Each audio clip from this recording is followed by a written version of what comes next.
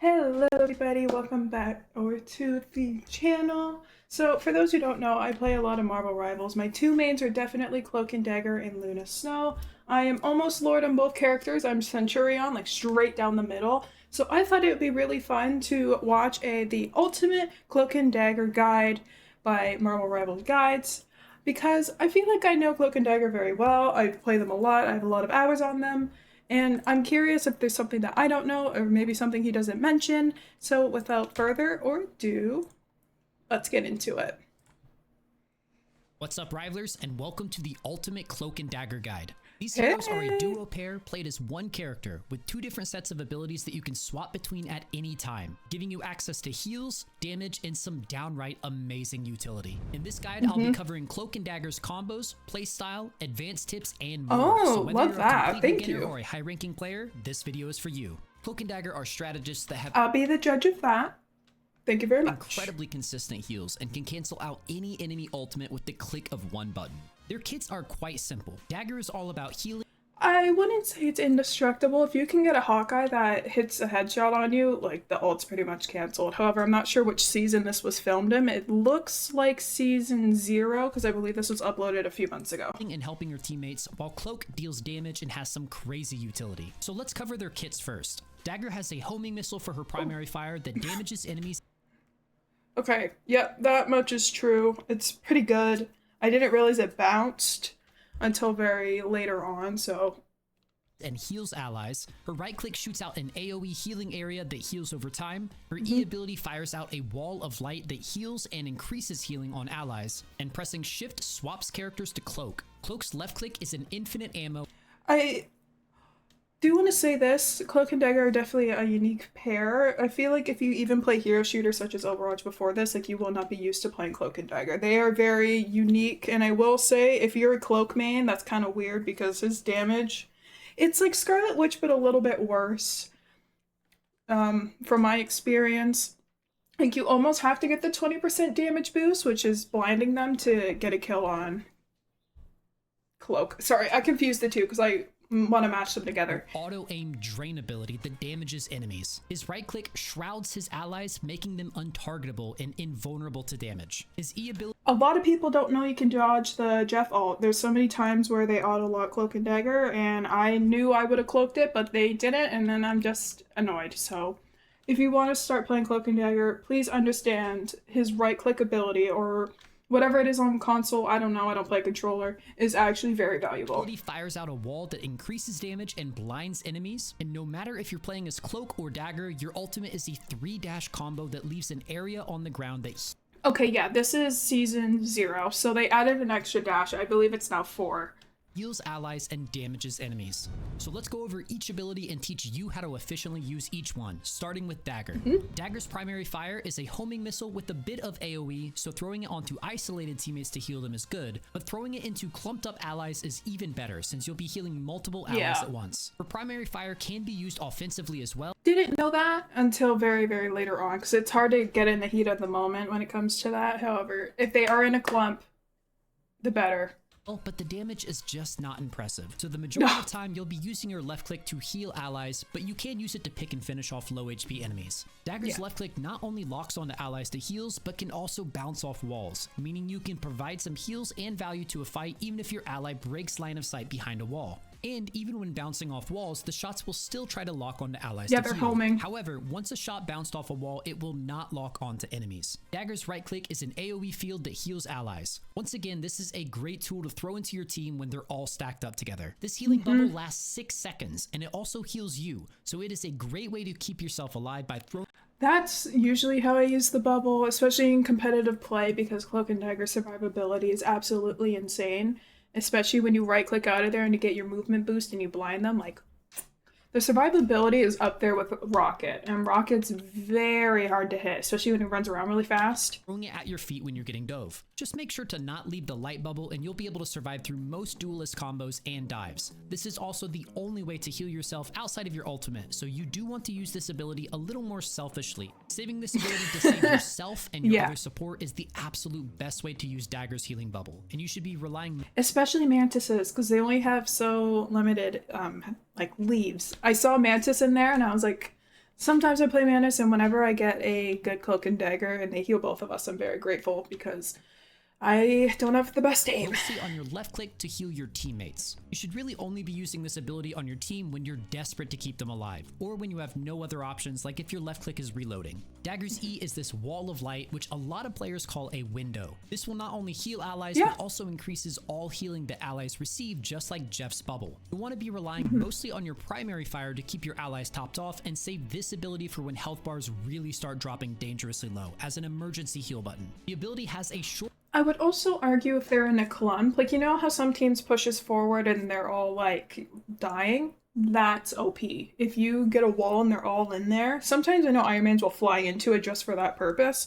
Really good if they're clumped up. Short range and a long cooldown, so be careful not to waste it. It moves through all allies, so once again, this is a great ability to throw on clumped up teammates. Try to find that right angle so that the window hits 2 or more allies to get the full value out of it. Now moving on to Cloak's abilities, his left click is an infinite ammo auto-aimed drain spell. This is going to be your main form of self-defense if you're getting dove and teammates aren't around to protect you or just aren't protecting you. Now don't get carried away and play too much of the match as Cloak, zapping people. Remember, primarily you are a healer, but yeah, I hate Cloak mains. There was a lot of them in Season 0. I don't think there is anymore, thank God, because yeah, you guys were awful. swapping to Cloak and using your left click is a great way to finish off low HP targets and mobile enemies, since the tracking on this ability is really crazy. It's essentially auto-aim. Cloak's right click is one of the most powerful utility abilities in the game. It shrouds Cloak, allowing him to briefly fly by holding spacebar, and it protects Cloak and any allies within a huge circle, making them untargetable and invulnerable. This ability However, if they shoot or do any sort of ability that gets them out of the Dark Forest dimension, you can't really save them. So let's say they're in the circle, but they shoot their gun, they're automatically out. I don't know if that was the case in Season 0, but I do know that is the case now. So honestly, when you have a teammate like that that doesn't know, you gotta let them learn the hard way. There's no reason to not save yourself in those situations. Like, just save yourself, don't worry about your teammates so much, because they'll probably do something stupid, especially if you're in bronze. Ability is great for repositioning yourself when you're getting targeted, but more importantly, with good timing, you can use it to keep your entire team alive through enemy ultimates. Now, one thing to know about Cloak's right click is it will stop shrouding and protecting your allies if they fire or reload. So it might be worth explaining to your team that all they need to do is stand still and do nothing when you shroud them, because getting a well-timed shroud and successfully protecting your team can 100% change the outcome of a team fight. Cloak's E ability is another window, but this time it's for offensive purposes. Landing this window on enemies deals some damage and increases the damage they take from all sources. Really good if they're all like maybe 5 HP. You just wipe them all out in one window. It's a good one, but once again, it's kind of rare because not a lot of people are that low without, you know, the Hawkeye or the Black Widow in the back. But most importantly, it blinds the enemy. And while it's technically a blind, it's more of a nearsightedness because any enemy hit by this window will still be able to see within this range. This ability is perfect for firing through multiple stacked up enemies to maximize its effect, but you should absolutely feel free to target single heroes that are dependent on their aim. Enemy heroes like Hela and Hawkeye are completely worthless when blinded. Pressing shift as Dagger or Cloak swaps to the other character, and while there is a brief animation that plays, there's no cooldown, so you can freely swap between characters. You can also use the mouse scroll wheel to swap characters, which is a little easier in my opinion. And when you're Cloak, you can actually see Dagger's cooldowns on her E and right click abilities here. Amazing feature to have, especially with Cloak and Dagger. Just because it's hard to keep track of them and you don't want to be like counting in your head, it's really annoying. So didn't notice this at first, but when I did, I was so grateful. And vice versa. So you can actually brilliant addition, NetEase, to the character. Actually track both characters' cooldowns at once. The trick to playing this character is balancing playing both. Your primary mission is to keep your team's health bars high as Dagger and swapping to Cloak to dish out damage, blinds, and clutch team saving shrouds. You should be spending 90% of your games as Dagger though, and swapping to Cloak mostly just to use your blind, put it on cooldown, and of course responsibly using that shroud to save yourself or your team. Cloak and Dagger's ultimate is the same ability no matter which character you're playing. Oh my god, sorry. He's ulting in the... he's ulting in the spawn room. You dash 3 times in the direction of your camera, leaving a carpet on the ground which damages enemies and heals your allies. And if you go back and forth, it multiplies every single time regardless. So for 4 dashes, you get like 4 times the healing and damage in one area. But it's better to spread out so that your team has more playroom.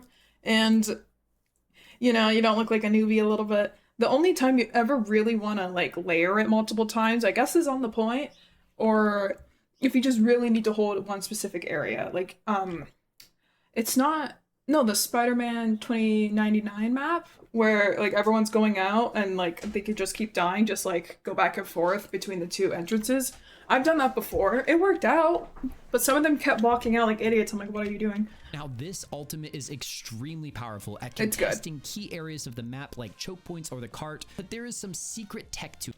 Oh yeah, I'll let him I'll let him finish. But there's also another cool trick, and I don't know if it was a thing in season 0. So if you ult as Dagger, the Hawkeye or whoever, if they want to cancel your awe and they want to kill you, like they have to shoot Dagger. But if you ult as Cloak, they have to hit Cloak. But so many people ult as Dagger that if you go to Cloak, not a lot of people know to shoot him. Or I think like there's a slight difference in the tones of voice when they ult. Like I think you hear whoever you ulted as. So if you ulted as Dagger, you'll hear Dagger's voice over Cloak's, and vice versa.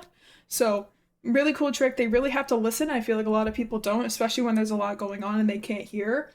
So if you ult as Dagger, because most people ult as Cloak, like statistically, you may survive just a little bit more, especially if there's a good Hawkeye, because they always ult as Dagger and they know to shoot Dagger. But if you ult as Cloak and you shoot at Dagger, it doesn't matter. To it, because every dash lays a separate layer of the carpet, and you can actually dash back and forth in the same area and stack these carpets up, with each one healing 220 HP per second, which means if you dash back and forth, you will create a small strip of land that heals every ally in it for 660 HP per second, essentially turning you invincible for a long time. The damage it deals to enemies isn't incredible, but the healing definitely is. So stacking up 2 or 3 carpets and dropping your right click on an area will give you and your team absurd amounts of healing. I mean, look at this Punisher ult. It's one of the scariest DPS ults out there, and it's not even coming close to KOing a Dagger that's just standing there because she's standing on stacked up carpets. And once again, you might just want to communicate with your team to stand in the stacked carpet instead of trying to chase your teammates down to heal them with your ultimate. Your ultimate is a great all-around tool to be used defensively once fighting breaks out, and as a counter ult to enemies popping ults. For instance, if an enemy hella ults you, you can stack your carpet 3 times and then just have your team stand in the carpet, swapping to Cloak and DPSing while your ult heals your team for you. Another advanced tip is that Cloak and Dagger's ultimate is a soft cleanse for yourself. For example, if you're rooted by Groot's ultimate or Squirrel Girl's root, you can still ult. Now that we've explained their abilities, let's talk about some strengths of playing. I didn't know that. Especially a Squirrel Girl, because sometimes some ults kill me. I think it's Magneto mostly. Cloak and Dagger.